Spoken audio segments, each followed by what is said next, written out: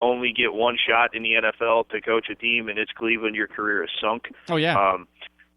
I think his agent got him 5-year deals, so you're going to be beautiful. paying 3 coaches to coach this team next year. Yeah, it just keeps adding up, and good for Chud, now the OC of Indianapolis. And how much, would this team have been any worse if Rob Chudzinski, Norv Turner, and Ray Horton were still the coordinators and coaches, Matt? Come on, man. No, hell no. Come on. I don't think they could be that bad. No. Truthfully, I know they were 4-12 under Chud, and they lost God knows how many straight. I believe it might have been as much as 10 games or 8 games losing streak at the end of the year.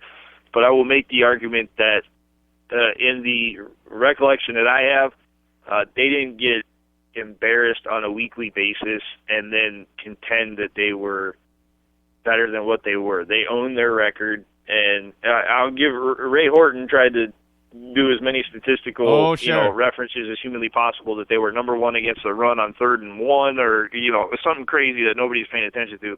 So he tried to politic a little bit for a head coaching gig, and I don't blame him for that.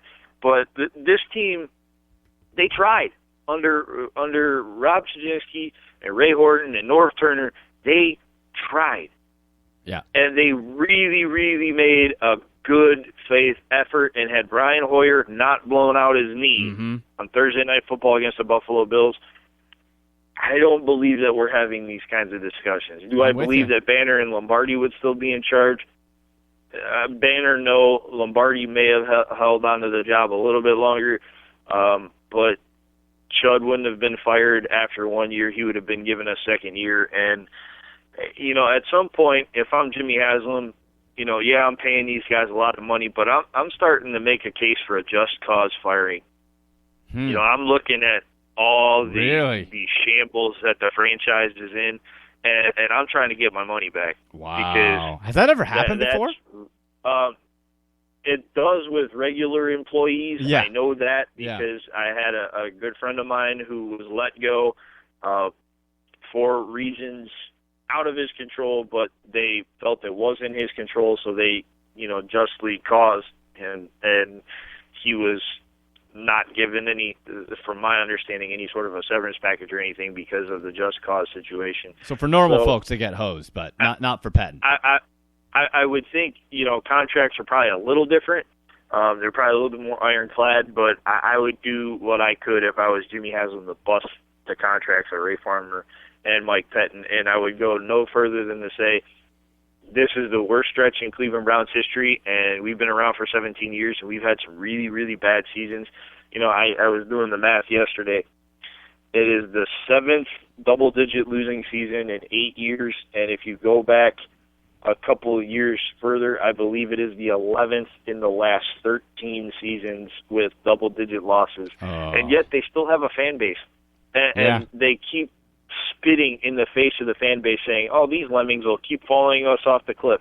Well, if the stadium did not tell you that message yesterday, that this fan base is sick of it, then they're never going to get the message, because this fan base walked out. Oh, sure it did. There were people that were gone before halftime, and the stadium just kept, first of all, the stadium was really, really empty at the start of the game. And secondly, by halftime, it was probably about half that. And by the end of the third quarter, we're not even going to talk about it. The Bengals, caught that one touchdown. I believe it was Marvin Jones on the right sideline of the end zone. And what was left of Browns fans pretty much en masse stood up and walked out of the stadium. So that's it. I mean, it was just pathetic.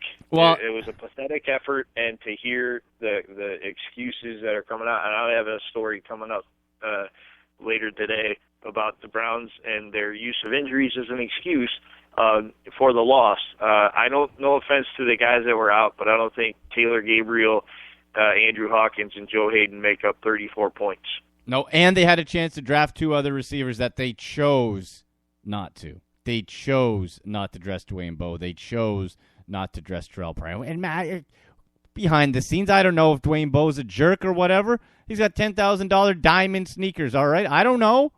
But I know that a 6'2" target that you're paying cash to long ago should have been more about what is good for the team rather than the hissy fit power struggle tug of war between Pettin and Farmer and trying to one-up each other and make the other look worse. Because you know what happens? 2-10 happens. That's what's happening right now. You're listening to the Doghouse, your inside look at the Cleveland Browns. Andy McNamara alongside Browns insider Matt Florjancic from WKYC Sports in Cleveland. We're brought to you by DraftPot.com. DraftPot.com. You go to sign up in the promo code area, type in Browns. What they'll do, they'll match up to $300 of your deposit. What's DraftPot.com? Great daily fantasy league website. NFL, basketball, NBA, hockey, whatever you want. And the difference is, from the other sites, the other daily fantasy sites, is you have a fan mode option, meaning there is no salary cap. You could have A.J. Green, Antonio Brown, whoever else you want, Tom Brady, everybody, no cash limit. Then they have the traditional GM mode as well, where there is the salary cap. So DraftPot.com, promo code Browns, and make your deposit. They'll match up to $300. Great site. Matt and I play it every single week. On Twitter, at AndyMC81, at Matt Florjancic. Got a question today for you on Twitter. Is this the worst Browns team on and off the field you have ever seen? On and off the field that you have ever seen. Matt, let's get your answer to that. You've been covering the team, been a fan of the team your whole life, as have I. And what's your reply? Is this the worst Browns team you've ever seen on and off the field? It's definitely the worst I've ever covered. And I was a part of 23 wins in 5 seasons as an employee of the Browns. Definitely the worst one I've covered. It's just awful football. They make excuse after excuse after excuse after excuse, and they refuse to change.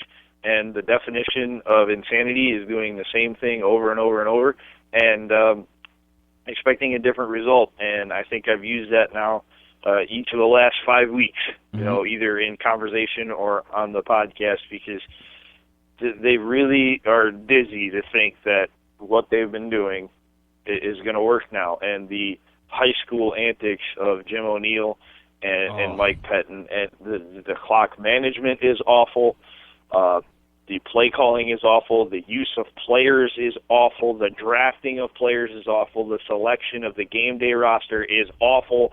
Nothing is good about this team. Players have quit. When you look back at the 2015 season, the only thing people are going to remember, they're going to remember 2 things: the constant yo-yoing of quarterbacks and the fact that the Browns are going to win one of these last 4 games and screw themselves out of the number 1 pick just because they're the Cleveland Browns. At this point, Matt, I really don't see how they could do that even by accident. Like, what? I'm still trying to grasp, with the same defensive people in mind, with the same different offensive coordinator, but the quarterbacks have looked pretty good. But on the defensive side of the ball, how has this defense fallen so far with the same guys running it? Like, last year they weren't great, but they were competent. You had 3 Pro Bowlers in the secondary. To a point, they were competent. It wasn't embarrassing till the very end, as is tradition. But what has changed this year? Like, why does all of a sudden Jim O'Neill take a guy who has 11.5 sacks and Paul Kruger and keep dropping him into coverage? The team has quit. The team doesn't buy on it in it, and the fact that Pettin won't fire his buddy or Haslam won't step in and fire them, it continues to just be a shock. Like, can you put your finger on how this defense has changed when the same guys running it are here? I don't know if it necessarily changed. I don't think that the players understand or enjoy running the system, because defensive linemen, in my opinion, should never be making play calls, and they are the ones making the calls. The linebackers are supposed to wait for the defensive linemen to make their checks to figure out what gap they're supposed to go through. In no other system that I've ever been a part of, either covering it or watching it, has a defensive lineman ever made a call. The defensive lineman can't see wide receivers and tight ends. They're looking at the guard or the tackle in front of them. Yes. Carlos Dansby and Craig Robertson and Christian Kirksey, your middle linebackers, are supposed to be the ones calling out assignments, and the men in the secondary are supposed to know what each other is doing. In no way is Trayvon Williams ever in a position to shade off of A.J. Green. Okay, we're not talking about a scrub. No. We're talking about a multi-time Pro Bowler, and damn it, the kid might end up in the Hall of Fame someday because he's that good. One of the best You're in going the to game. shade off of him thinking you have safety help over top. Who missed that memo? Mm-hmm. How do you miss that? It's A.J. Green. He's 6'4". He's long and gangly and has ridiculous speed. Okay? So even if he gets a step, guess what? You're screwed. Oh, that's it. You know, he's got Randy Moss syndrome. As soon as the hand on the mailbox goes up, you know you're getting it. The ball's coming to you, and you're screwed. You know, Yeah. They just don't understand this insane, antiquated, archaic defensive system. Defensive linemen don't make calls. Linebackers and safeties do. Okay, you can't play from front to back. You can build from front to back, but you have to call from middle to back. Defensive linemen should never make calls, and the fact that they admit that they do make calls is the scariest thing in the world for Browns fans to hear, because it's not getting any better. It's not getting any better God, no. because they don't understand that the system that they have, and I don't care what anybody says about, oh, it had success in Baltimore, it had success with the Jets, it had success here, it had success there. Okay, the Buffalo Bills are running it right now. They're 6-6, and their big defensive stud, Mario Williams, is pissed at the defensive play calls. Okay, the other guys who ran it, Rex Ryan ran this system. Brian Billick ran this system. You know what happened to those two guys? Yeah, they won a lot of games, but in the end, it got bad, and they got canned. Yeah. Okay, Mike Pettin, you haven't won a lot of games, and in the end, it's bad. You're getting canned. And times your change. inability to man up and say, yeah, we suck. We're going to change it. Yeah. And then I posted a story this weekend about how Jim O'Neill said there's no major scheme issues on defense. They watched all this film on bye week, and it wasn't just one play that they continued to get burned on. It wasn't like they were calling an under 4 coverage, you know, against this front and against that front and against this front, and it got blown up all 3 times. They said it was a mixture. Everything that they called at some point got blown up. That's a whole scheme issue then. Yeah. If it's one play, that's fine, but that means your whole scheme sucks. They don't know what they're doing, Matt. That's what Browns fans, we have to come to terms with. The people in charge here don't know what they're doing, and this isn't us overreacting to a couple of losses. These guys at the pro level, the NFL level, do not belong. They don't know what they're doing. They don't know how to adjust. They don't know how to rebound. Matt, you've lost 1, 2, 3, 4, 5. Your last 5 games by 30 or more points. 5 straight games, 7 overall in the season where you've lost, where you've given up, 30 or more points. Like, come on, man. Like, you give up that many points. 6 also, the win over Baltimore, they outscored them in overtime. 6-30, and you're telling me you give up that many, 30-plus points that many times, and there's no scheme issue. Like, get out! If I'm Jimmy Haslam, I say, what's the problem? No scheme. Goodbye. You're gone. Thanks. I don't. If I'm Jimmy, Matt, if I'm the owner, I don't care if it looks like an overreaction. Okay, hey, I'm the owner. I made a mistake. These guys suck. The town deserves better. Get out, and I'm going to keep blowing it up until I get it right. And we're just not seeing that. The Bengals have outscored the Browns 98-13 in the last 3 battles of Ohio. Oh, are you serious? Wow. There you go, folks. 98. There you go. To 13. There you go. Wait, what else can be said? What else can be said? And they deny it. Be a man. Own up to it. Mike Tomlin for the Pittsburgh Steelers. Dude's won a Super Bowl.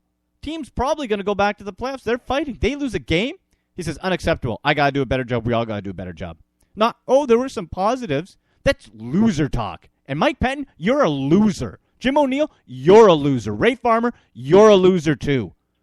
All of you suck and need to get out of town right now. And collect your paycheck, man. Good on you. Giggle. Look, hey, how many coaches are being paid by Cleveland? All right, hey, we're getting millions of bucks. Good. I'd do it too.